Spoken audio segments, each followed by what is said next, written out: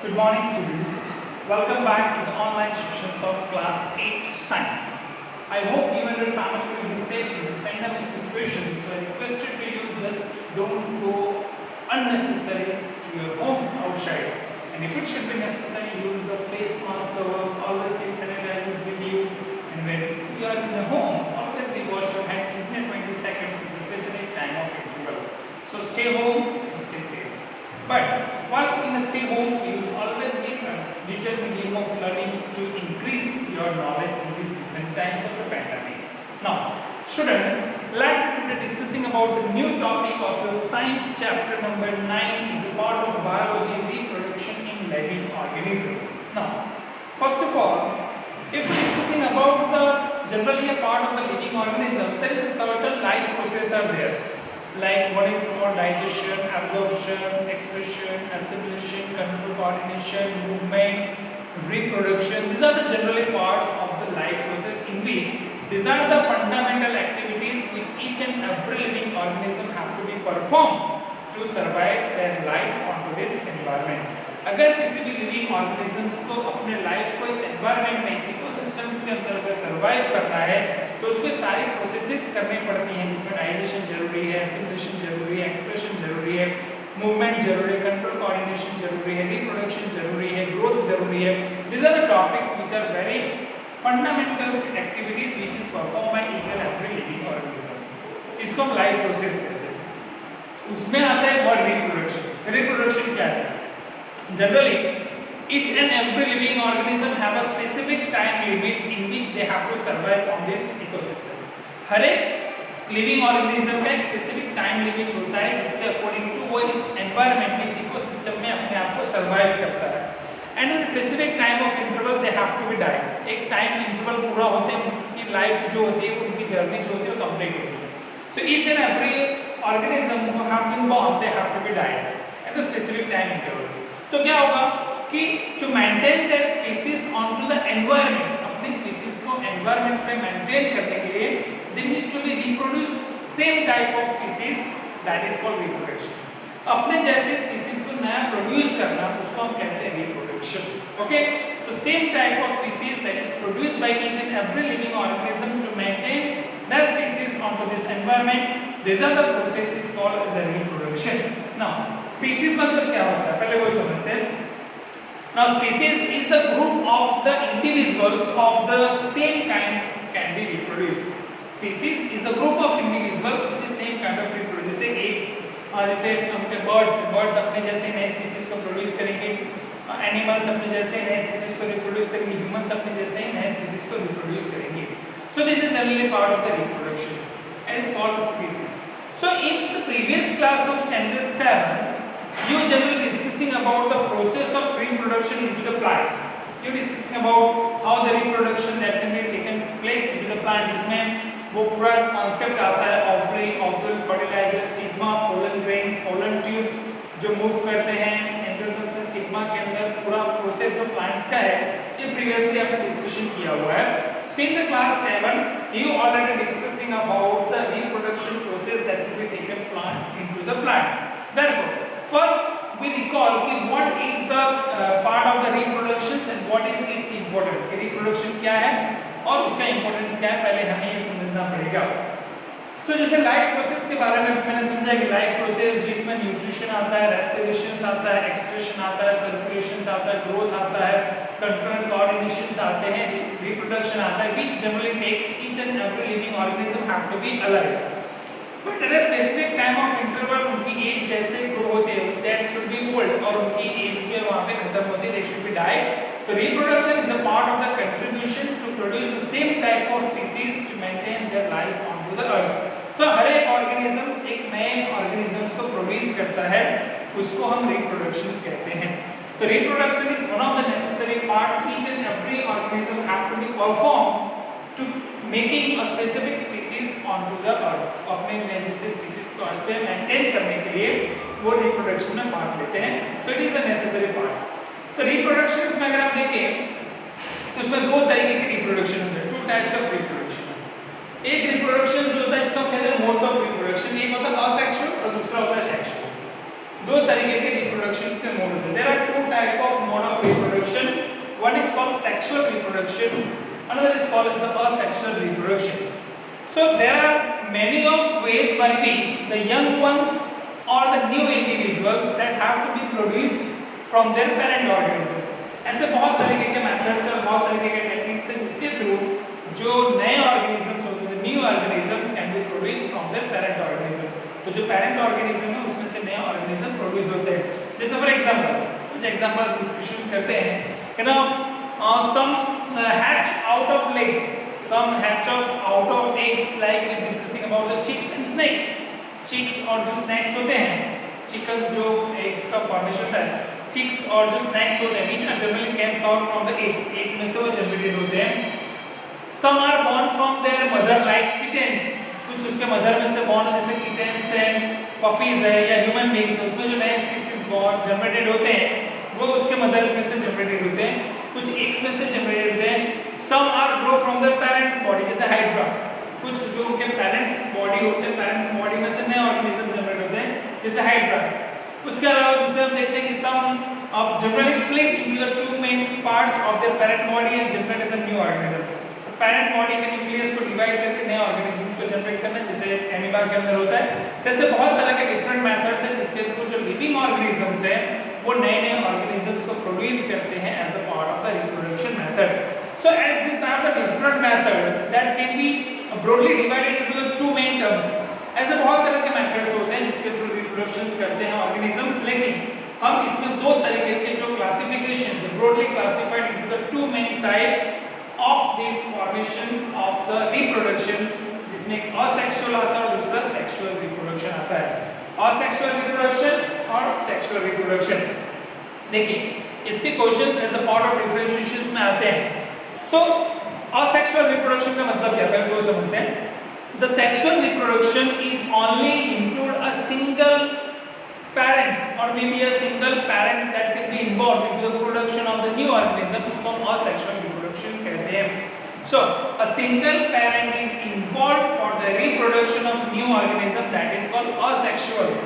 केवल सिंगल होगा. जैसे हम ह्यूमंस के अंदर देखते हैं तो मदर और फादर यानी कि मेल और फीमेल, मेल और फीमेल दोनों जब एक दूसरे के साथ इम्प्लीमेंटेशन होते हैं और नया जो फॉर्म बनता है स्पर्म सेल्स का और जो ओवरीज का उसमें से जनरेटेड होते हैं, यानी कि दो सेल चाहिए.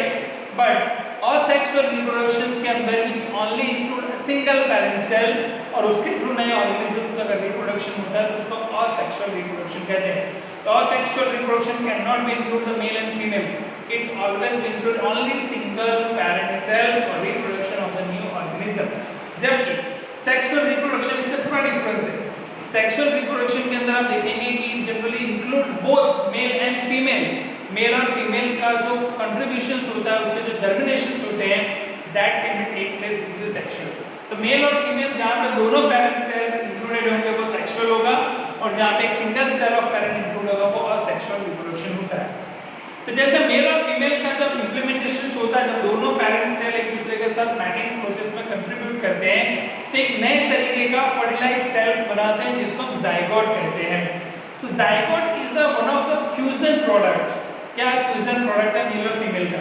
तो zygote is only a part of the fusion product of the two gametes of male and female which develops into the new individual young ones. तो ये जाइगोट जो होता है वो सबसे पहला फर्टिलाइज्ड सेल होता है जो नए ऑर्गेनिजम्स को प्रोड्यूस करता है. तो इसमें अगर इसका डिफरेंस एग्जाम में पूछा हो कि explain the difference between the asexual reproduction and sexual reproduction, तो आप कैसे उसको इंप्लीमेंट करेंगे? पहले मैं पूरा आपको asexual के बारे में समझाता हूँ, फिर sexual के बारे में. 2 मार्क्स का क्वेश्चन अगर एग्जाम में पूछे कि differentiate between the asexual reproduction and sexual reproduction, how it can be clarified and how it can be justified. First, asexual reproduction is generally include only a single parent cell. एक single parent cell को include करेगा. Gametes यानी कि sex cells are not produced. इसके अंदर से ऐसे कोई भी sex cells प्रोड्यूस नहीं होते हैं और new individuals that are too identical to their parents, अपने parents जैसा ही वो identical होगा, ये होता है sexual reproduction. जबकि sexual reproduction क्या होता है? The sexual reproduction usually takes the two parent cells, male और female दो parent cell को include करेंगे. Two types of gametes, sex cells, जिसमें मेल और फीमेल दोनों इंक्लूडेड होंगे और दोनों का फ्यूजन से क्या बनेगा? जाइगोट बनेगा. और new individual is not exactly same look like as a parent organism, थोड़ा सा डिफरेंशिएट जाता है, ये होता है सेक्सुअल रिप्रोडक्शन। तो असेक्सुअल और सेक्सुअल रिप्रोडक्शन में क्या जनरली एक मेन डिफरेंशिएशन अगर करेंगे, ये सिंगल सेल से बनता है, ये मेल और फीमेल दोनों सेल का यूज होता है, ये आइडेंटिकल होता है, जैसा पैरेंट होगा ना वैसा ही ये इंडिविजुअल होगा। लेकिन सेक्सुअल रिप्रोडक्शन के अंदर उसका जो नया स्पीशीज जो जनरेट होगा, it's not look like as a parent organism. मान लीजिए अभी आपके पेरेंट्स के लिए आपके घर में आप एक ब्रदर और एक सिस्टर है, you are a brother and sister in your homes, that should be generated from the single, आपके जो पेरेंट्स ऑर्गेनिज्म है वहां से जनरेटेड होते हैं, पर दोनों के अंदर डिफरेंशिएट देखने को मिलता है, both having different face identity characteristics सब अलग-अलग देखने को मिलते हैं। तो एक स्पेसिफिक कैरेक्टरिस्टिक्स होता है जो सेक्सुअल ऑर्गेनिजम्स होती हैं उनका जो कैरेक्टरिस्टिक्स होता है, उनका जो शेप होता है व्हिच इज नॉट आइडेंटिकल, और वो किसी भी एनवायरनमेंट में अपने आप को सर्वाइव करेंगे।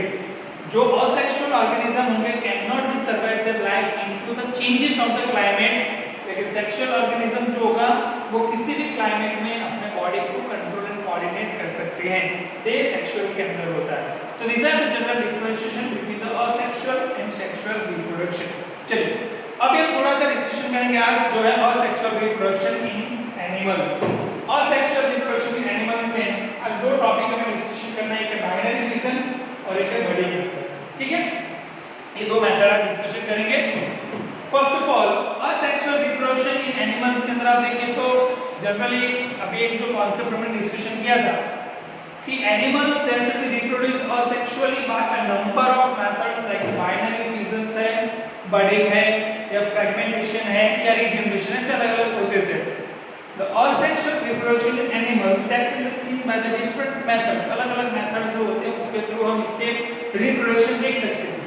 तो जो asexual reproduction एनिमल्स में होता है उसमें 4 या 5 अलग-अलग मेथड्स हैं, जिसमें एक पहला जो मेथड है उसमें बाइनरी फिजन है, दूसरा बडिंग है, उसके अलावा आप देख सकते हैं कि जो फ्रेगमेंटेशन है, उसके अलावा रीजनरेशन है, स्पोर फॉर्मेशन आता है, कटिंग आता है, लेयरिंग आता है, ऐसे अलग-अलग मेथड्स आते हैं।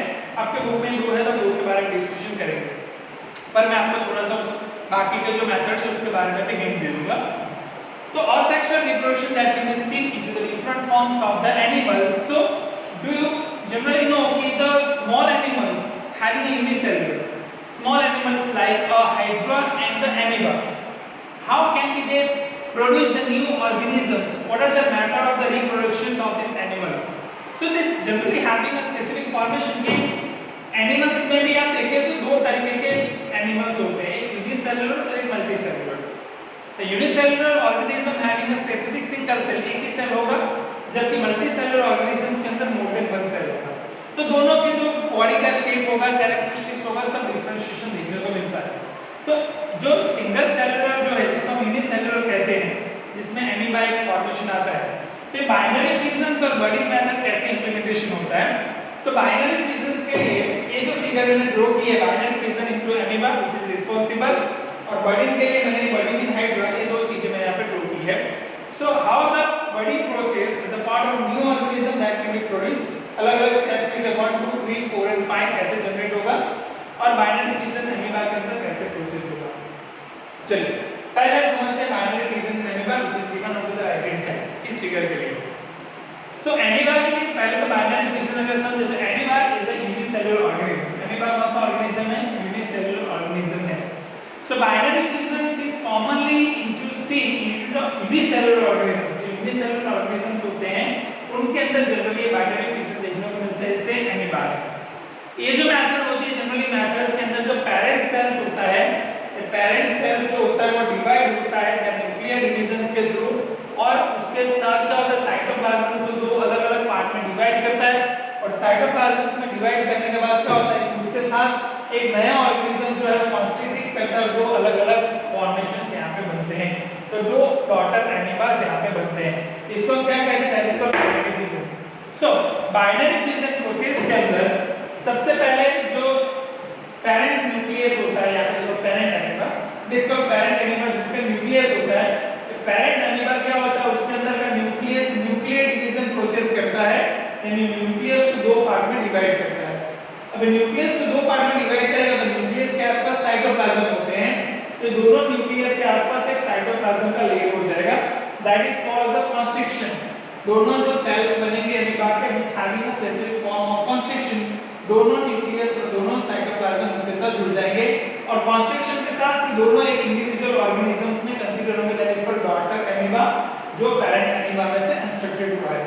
ये प्रोसेस को बाइनरी फ्यूजन प्रोसेस कहते हैं, जिसमें एक जो न्यूक्लियस होता है वो दो अलग-अलग पार्ट में डिवाइडेड होता है, that is called binary fusion. इसमें एक और प्रोसेस आता है जिसको हम स्पोर फॉर्मेशन कहते हैं। इसमें तो एक न्यूक्लियस दो ही पार्ट में डिवाइड होगा, फिर से ये इसका इंडिविजुअल न्यूक्लियस फिर ग्रो करेगा फिर डिवाइड करेगा, यानी कि एक सिंगल सेल जो होगा पेरेंट ऑर्गेनिज्म का न्यूक्लियस जिसके साथ साइटोप्लाज्म होगा, और न्यूक्लियस डिवीजन प्रोसेस के अंदर दो न्यूक्लियस डिवाइड करेगा, दोनों न्यूक्लियस कॉन्स्ट्रिक्शन प्रोसेस के थ्रू अलग-अलग साइटोप्लाज्म को कंसिस्ट करेंगे और नए ऑर्गेनिजम्स को प्रोड्यूस करेंगे, जिसको आप डॉटर एमीबा कह सकते हो। That is only part of the reproduction into the amoeba, जिसको हम क्या कह सकते हैं, बाइनरी फ्यूजन प्रोसेस कह सकते हैं, यानी न्यूक्लियस डिवाइड करके नए ऑर्गेनिज्म को प्रोड्यूस कर सकते हैं। जबकि स्पोर फॉर्मेशन में क्या होता है, स्पोर फॉर्मेशन जनरली मॉस्किटोज के अंदर देखने को मिलता है।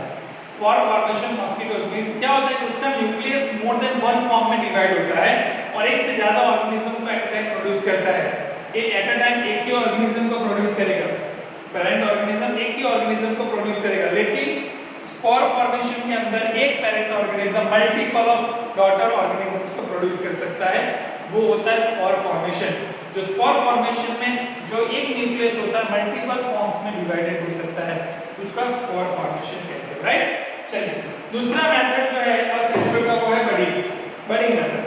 देखो इसमें केवल एक ही सेल का यूज हुआ है, ओनली सिंगल सेल, इसमें एक ही पेरेंट सेल का यूज हुआ है, इसलिए असेक्सुअल मेथड है रिप्रोडक्शन का। हाइड्रा के अंदर डिस्कशन करते हैं, हाइड्रा के अंदर कैसे बडिंग होता है। अभी देखो हाइड्रा, देखो budding is a common in hydra. देखो जो प्रोसेस होता है बडिंग का, ये हाइड्रा में कॉमन है, कि हाइड्रा के अंदर फॉर्मेशन होता है। तो इसके अंदर आप देखोगे takes place by the formation of buds. इसके अंदर जो फॉर्मेशन होता है ना बर्ड्स के थ्रू होता है, जैसे ना फॉर्मेशन ऑफ बर्ड, यहाँ पे देखो मैंने लिखा है बर्ड्स। तो हाइड्रा के अंदर जो फॉर्मेशन होता है असेक्सुअल रिप्रोडक्शन का कॉमन है, जो बडिंग के थ्रू उसमें देखने को मिलता है। बर्ड्स जो होते हैं स्मॉल बल्ब लाइक स्ट्रक्चर होते हैं, घर के अंदर जो बल्ब होता है ना, तो वो पेरेंट ऑर्गेनिज्म के साथ छोटा सा एक बल्ब लाइक स्ट्रक्चर उसके अंदर होता है, प्रोजेक्शन, जो एक स्पेसिफिक पार्ट ऑफ एनिमल की बॉडी के साथ जुड़ा हुआ रहता है। तो ये जो बर्ड्स होते हैं वो स्पेसिफिक फॉर्मेशन में जुड़ा हुआ रहता है।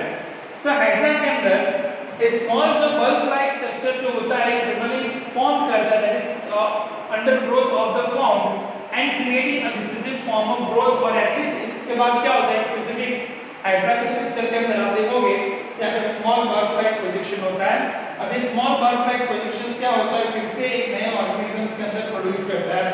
अब ये नया ऑर्गेनिजम्स इसके अंदर प्रोड्यूस होता है, ये हाइड्रा के साथ डिफरेंशिएट करता है, नया ऑर्गेनिज्म में प्रोड्यूस होता है, यानी ये ऑर्गेनिज्म कहां से अलग हुआ है, इसमें से। तो ये parent single cell of parent organisms में थ्रू द बर्ड अलग हो गए नए ऑर्गेनिजम्स को प्रोड्यूस करना, ये बर्डिंग के लिए कॉमन मेथड होती है। तो इसका जो न्यूक्लियस होता है बर्ड में, जो हाइड्रा का जो न्यूक्लियस होता है पेरेंट हाइड्रा, वो डिवाइड करता है इसको टू अलग-अलग फॉर्म्स ऑफ न्यूक्लियस के अंदर और मूव्स करता है बर्ड्स में। इसका जो न्यूक्लियस होता है उसको मूव्स करता है, कहां मूव्स करता है, बर्ड में, और bud as a specific part of the concept वो एक नया ऑर्गेनिज्म को प्रोड्यूस करता है, and that's creating a full size of independent organism, जिसको आप हाइड्रा कहते हो।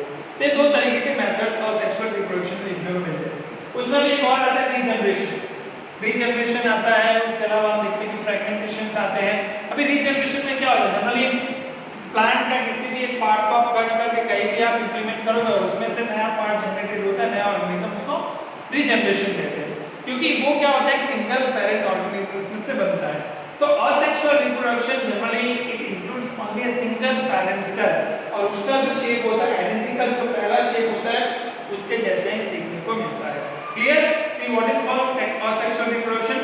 So today only we discussing about the asexual reproduction, students. Let's discussing tomorrow about the sexual reproduction. कि sexual reproduction animals के अंदर कैसे होता है, fertilization process क्या है, adolescence क्या है, that we discussing on the tomorrow's lecture. Clear?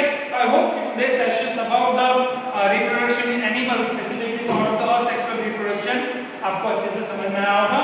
So I hope कि आप इस चैप्टर को अच्छे से रिवाइज करेंगे। आप इसके लिए रिलेटेड जो भी क्वेश्चंस हैं अलग-अलग डिजिटल मीडियम से अपने नॉलेज को इंक्रीज करेंगे। So will meet tomorrow. Also I request you stay home and stay safe. कल मिलेंगे तो डिस्कशन करेंगे अबाउट द सेक्सुअल